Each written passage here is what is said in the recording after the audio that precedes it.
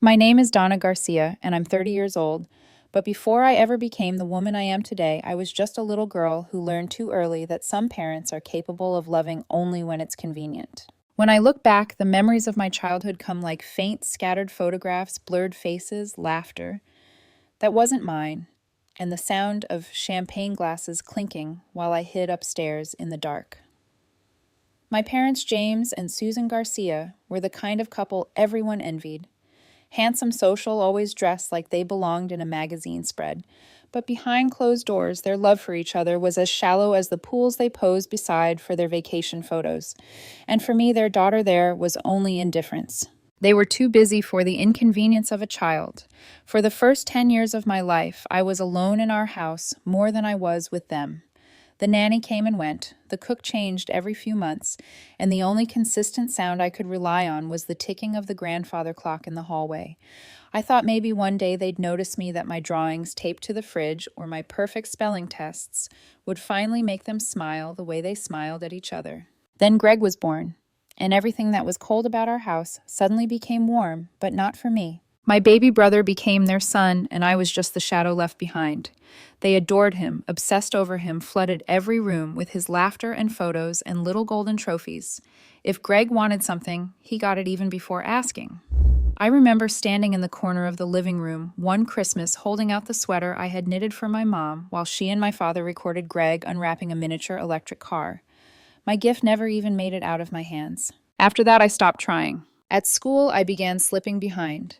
My teachers sent notes home about my grades, but my parents never mentioned them. They were too busy planning their next trip family time that never included me. Weekends meant empty hallways echoing with silence. I'd sit by the window and watch the headlights of their car disappear, whispering to myself that maybe next time they'd take me too. They never did. One night when I was about 12, I found my mother in the kitchen, pouring herself another glass of wine. I asked her timidly if I could come on their next trip. Just one. I even promised I'd be quiet the whole time. She looked at me for a long, cold second. Then she laughed. "What a shame Greg isn't our only child," she said, turning to rinse her glass. "Next to that little angel, you're a real mistake of nature." The words didn't sound real at first. I stood there frozen, waiting for her to take them back to laugh and say she was joking. But she didn't even look at me again. That was the moment something inside me cracked, something I would never fully get back. I learned that night that silence hurt less than begging for love that wasn't coming. So I stopped asking for hugs, stopped leaving drawings, stopped hoping. But the quiet didn't make me invisible enough. Greg grew up cruel in the way only adored children can be untouchable smug, certain that the world existed to serve him. He mocked me in front of guests, broke my things, called me trash, and my parents only laughed. "Isn't he adorable?" my mother would say, brushing my tears off like crumbs on a tablecloth. Little kids don't lie. By 14, I started running away. It wasn't rebellion, it was survival. I didn't go far, just to the park or down to the riverbank where no one knew my name. I used to imagine staying there forever, sleeping under the stars, never going home. But our town was small. They always found me before morning. When my father dragged me home after the third time, he didn't speak. He just grabbed me by the arm and shoved me into my room. His eyes were glassy, he'd been drinking again. I tried to explain, to tell him I wasn't trying to cause trouble, that I just didn't want to be there anymore. He didn't listen. He raised his hand and slapped me so hard my vision went white. The sound of it echoed through the house like a gunshot. I didn't cry right away. I think I was too shocked. But when I finally did, when the tears came, it only made him angrier. "Stop it," he shouted. "You'll wake your brother. You're always ruining everything." Then he left, just walked away, as if he hadn't done anything at all. I sat on my bed, cheek burning heartbeat loud in my ears, and realized something I shouldn't have had to realize at 14. If I stayed, they would destroy me. Not with fists, but with words, silence, and the endless reminder that I was never wanted. That night I made myself a promise. The moment I was old enough to leave, I would, even if I had nowhere to go, even if I had to disappear into the dark. And I meant it. By the time I turned 17, I had already stopped being their daughter. I was more like a tenant one they tolerated only because I cooked, cleaned, and kept my head down. My room was in the attic, a narrow space that smelled of dust and rain. I used to trace the cracks on the ceiling and pretend they were roads leading somewhere else, somewhere warm, somewhere that wanted me. Greg, now a golden-haired prince of high school, had the run of the house. He got a new phone every 6 months, his own car at 16, and a graduation party planned like a royal banquet. I, on the other hand, got silence. I still remember overhearing my mother telling her friends that she only had one child worth mentioning. I tried so hard not to care. I worked part-time at the local grocery saving what little I could. My plan was simple: graduate, find a job, rent a small room, and never look back. But I should have known they wouldn't even let me leave on my own terms. One Sunday afternoon, Susan called me downstairs. Her voice was calm, but her eyes were colder than ever. My father sat stiffly on the couch, newspaper folded neatly on his lap, like a judge waiting to deliver a verdict. "Sit down," she said. I obeyed, my stomach twisted. James cleared his throat. "We've been thinking about your future, Donna. You're almost an adult now, and it's time you learn to stand on your own 2 feet." Something in his tone made my skin prickle. What? What do you mean? My mother folded her arms, her diamond bracelet catching the light. "We've decided to start saving for Greg's college. He deserves the best education money can buy. That means cutting back on unnecessary expenses." "Unnecessary expenses," I whispered. She smiled faintly. "You." The words hit harder than my father's slap years ago. So James continued adjusting his tie. "We think it's best if you move out. You're capable of working, and there's no reason you can't take care of yourself." I blinked at them, trying to process it. "You're kicking me out." "If that's how you want to see it," Susan said, standing up, "it's for the best. You'll thank us one day." Something inside me cracked open. I fell to my knees, actually begging them not to do this. I told them I had nowhere to go, that I'd work harder, study, be better. But they were already done with me. "Don't make a scene," my mother said, her lips curling in disgust. "Greg can hear you." My father stood, went upstairs, and within minutes returned with a small suitcase already packed. My clothes were thrown in haphazardly, like garbage being taken out. He set it on the porch. "You'll manage," he said flatly. "You always do." When I turned back to ask if I could at least use the bathroom before leaving, he shut the door in my face. The lock clicked. Just like that, I was outside barefoot, holding a suitcase, staring at my reflection in the dark window where my family used to be. The air was cold. I didn't know where to go. Our neighborhood wasn't big, but it might as well have been a foreign country. I walked for what felt like hours, dragging my suitcase through the gravel until the wheels broke off. The sun went down, the street lights flickered on, and still I walked. A few cars passed. No one stopped. By midnight, fear had turned to numbness. I sat on the curb, hugging my knees, trying not to cry. I remember thinking that even stray cats had warmer places to sleep. Then, as I stood to keep moving, I saw a house, standing apart from the others, almost swallowed by trees.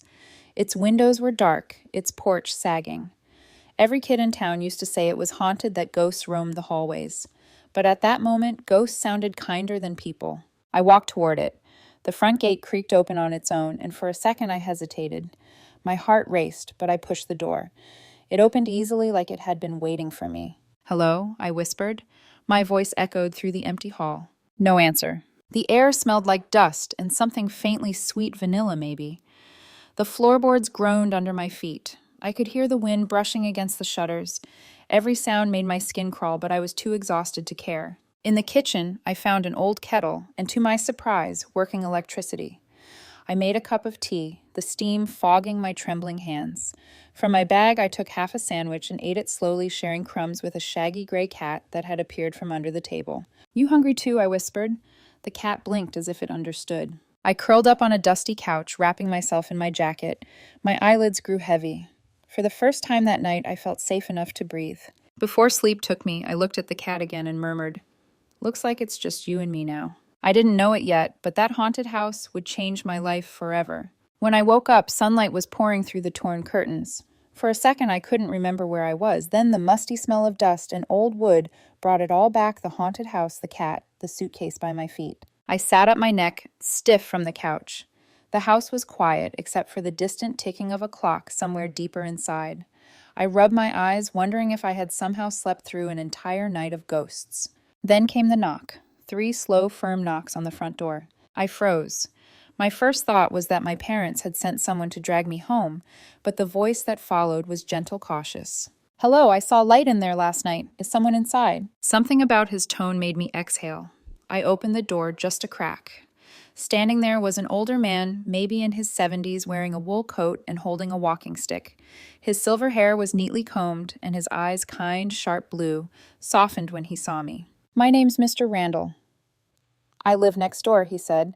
That house belongs to an old friend who passed years ago. You gave me quite a scare, young lady. What are you doing here? I hesitated, clutching the door. My voice trembled. I didn't mean to break in.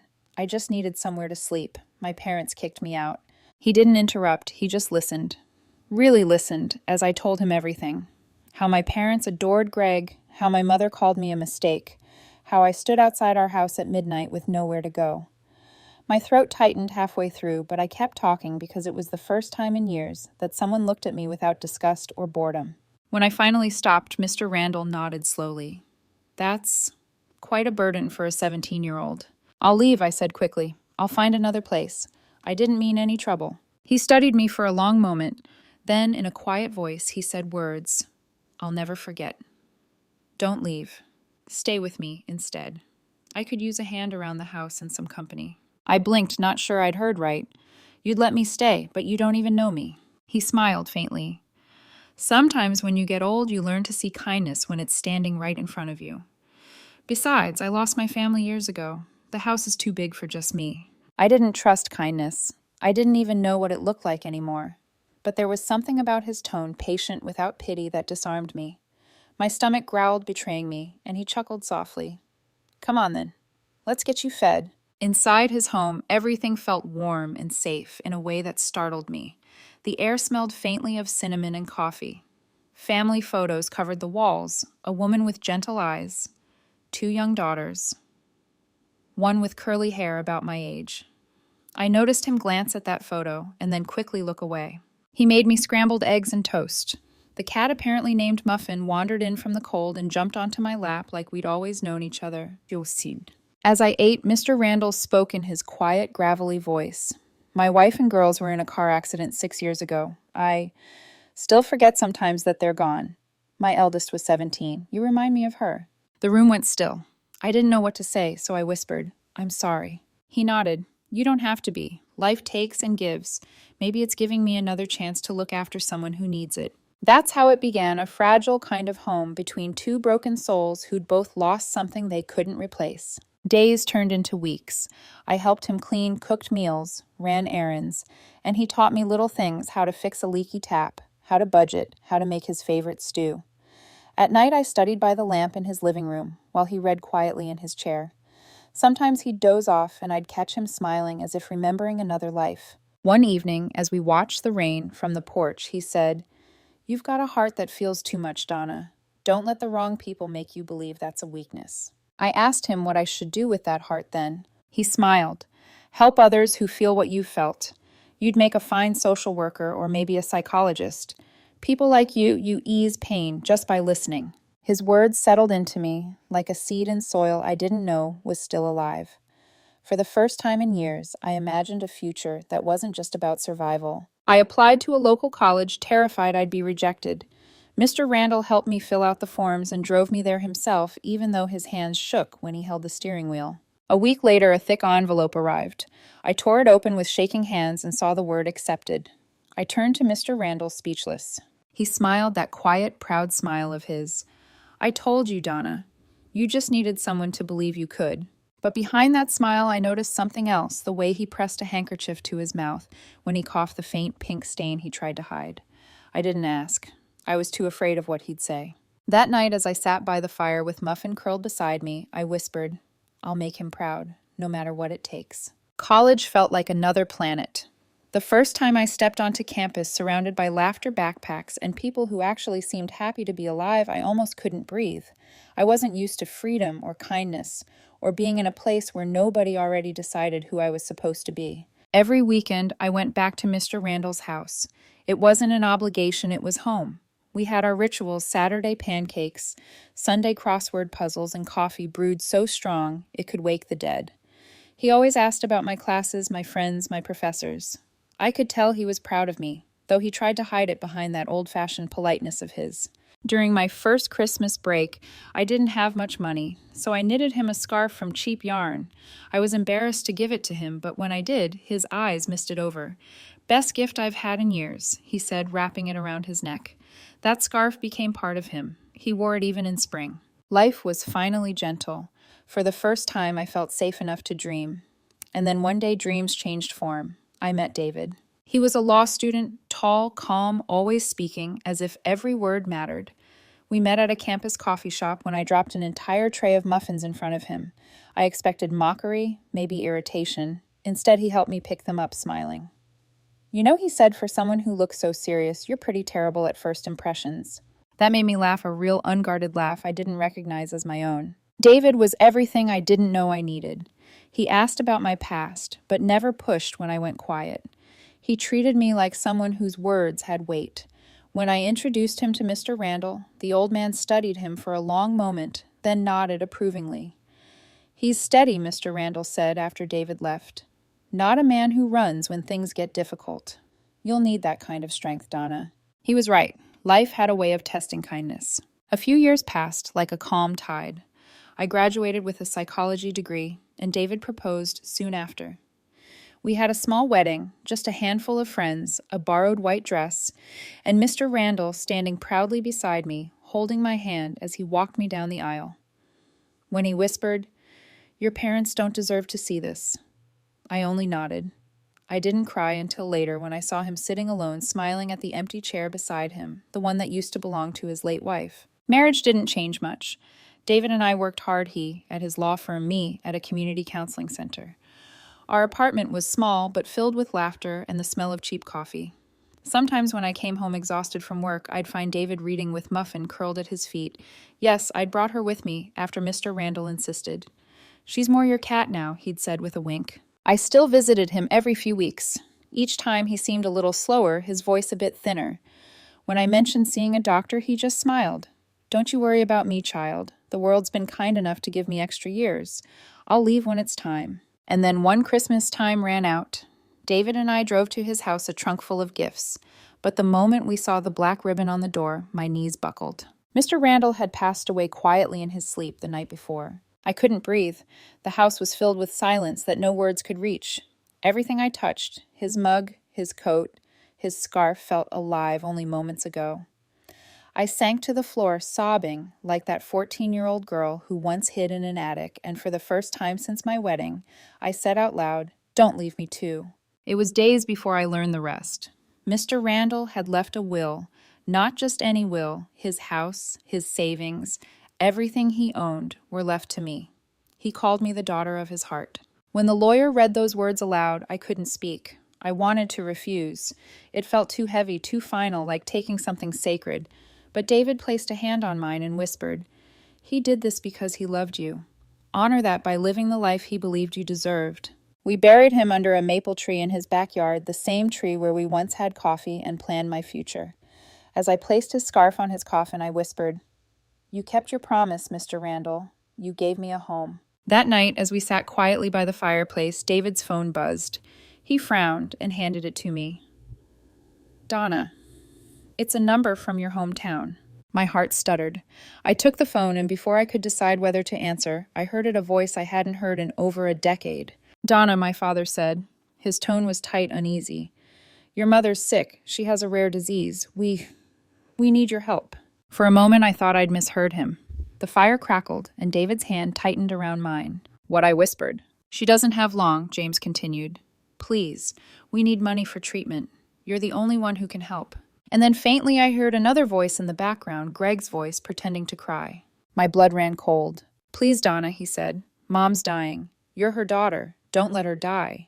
I felt the years collapse between us, the attic, the slap, the suitcase, the begging, the locked door. And even though every memory told me not to, a single thought slipped through my chest like a knife. What if they're telling the truth this time? For 2 days I couldn't sleep. Every time I closed my eyes, I saw my mother's face, not the cold, painted version from my memories, but a pale version in a hospital bed, fragile and fading. David told me to breathe, to think, but my thoughts were loud and messy. No matter how cruel she'd been, she was still my mother. What kind of person would I be if I let her die? Finally, I picked up the phone and called my father back. His voice was rehearsed, too steady. "Donna, thank God. Susan's. She's not well. We need $50,000 for the treatment. The doctors say if we start soon." "Where is she being treated?" I interrupted. He hesitated for a fraction of a second. At, St. Mary's, in the city. That pause made my heart sink. St. Mary's had been shut down 2 years ago. Before I could question him further, my father hurried to say, "Don't worry about details. Just send the money, please. Time is precious." Behind him, I heard Greg muttering something that sounded suspiciously like, "She'll fall for it." I hung up, my hands were shaking. David was watching me quietly. "You heard that too, didn't you?" he asked. I nodded. "Then let me handle this," he said, his tone calm but sharp. "Something's off." David worked at a law firm that handled medical claims. He made a few calls that same afternoon. Within hours, the truth came crashing in: no hospital admission, no records, no disease. It was all fake. My family had lied again. After years of silence, they hadn't called to make peace. They'd called to extort me. I felt something inside me break in a way it never had before. When my father called again that evening, I answered, but my voice was colder than I'd ever heard it. "Tell Greg," I said slowly, "that his acting lessons need work." There was silence on the line. Then his voice uncertain now.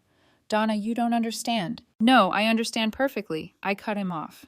"You called because I have something you want. The same reason you ever talked to me. You don't even know what my favorite color is, Dad. You never did." He tried to speak, but I ended the call before he could. David was furious, but his anger wasn't loud. It was quiet, focused, dangerous. "They tried to scam you," he said. "I can make sure they pay for it." He meant it too. Within a week, he had gathered enough evidence to threaten legal action, attempted fraud, false representation, potential extortion. He sent them a letter through his firm warning that if they didn't back off, he'd file charges. That broke them. They disappeared almost overnight, sold their house, packed their things, and vanished to another state. But as the dust settled, I couldn't shake the hollow feeling in my chest.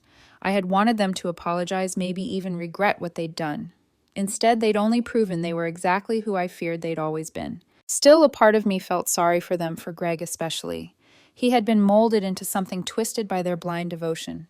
But that pity died quickly because 2 months later, I found a note in my mailbox. No return address. Just my name written in Greg's handwriting. "You think you won. You think you're better than us. You'll regret ever turning your back on family." The words bled into each other, where the ink had smeared maybe from rain, maybe from anger. David told me to ignore it, to move on, and I tried. But every creak outside, every unfamiliar car that slowed near our street made me flinch. Then one evening, as we were locking up the house, David said quietly, "You know what's ironic?" What I asked. "Your father said you were a burden, but they've been the dead weight all along. You worked, studied, survived, built everything from nothing, and they still thought they could use you." He was right, but knowing that didn't ease the ache. Sometimes I'd stare at the photo of Mr. Randall on our shelf, the one where he was holding Muffin in the garden, and whisper, "You were the only family I ever had." I thought that was the end of it, that they'd stay gone licking their wounds somewhere far away. But Greg wasn't like that. He'd grown up believing that rules didn't apply to him, that everything he wanted should be his by right. And now that I had something, a home, a husband, a life, he saw it as his loss to reclaim. I didn't know it yet, but the night he showed up again would be the night I finally saw how deep my family's rot went. It happened on an ordinary Tuesday night, the kind of night that fools you into thinking the world has finally calmed down. I'd just finished a long day at the nursing home helping one of my patients, a frail old woman named Rose, write letters to her grandchildren. Her shaky handwriting had reminded me of Mr. Randall's. I left work with a small smile, thinking maybe peace wasn't impossible after all. But as I pulled into our driveway, I noticed something strange. The porch light, which David always left on for me, was off. At first, I thought maybe the bulb had burned out. I grabbed my bag, locked the car, and started walking toward the door. The air was cool, heavy with the scent of rain-soaked earth. Somewhere far off, a dog barked once, then silence. That's when I heard the whisper, "Hey, Donna." I froze. He stepped out of the shadows, older but unmistakable Greg. His eyes were wild, his hair unkempt, and his grin, that same spoiled smirk he wore as a child, only twisted now into something cruel. You took everything he said softly, almost conversationally. Everything that should have been mine. I took a step back, clutching my bag. "Greg, what are you doing here?" "Don't act innocent," he sneered. "You turned Mom and Dad against me. You got them in trouble. You made them run. And you kept his house, his money. You think you're some kind of saint. You're just a thief." My voice trembled. "Mr. Randall gave it to me because I took care of him. Because you lied," he shouted, stepping closer.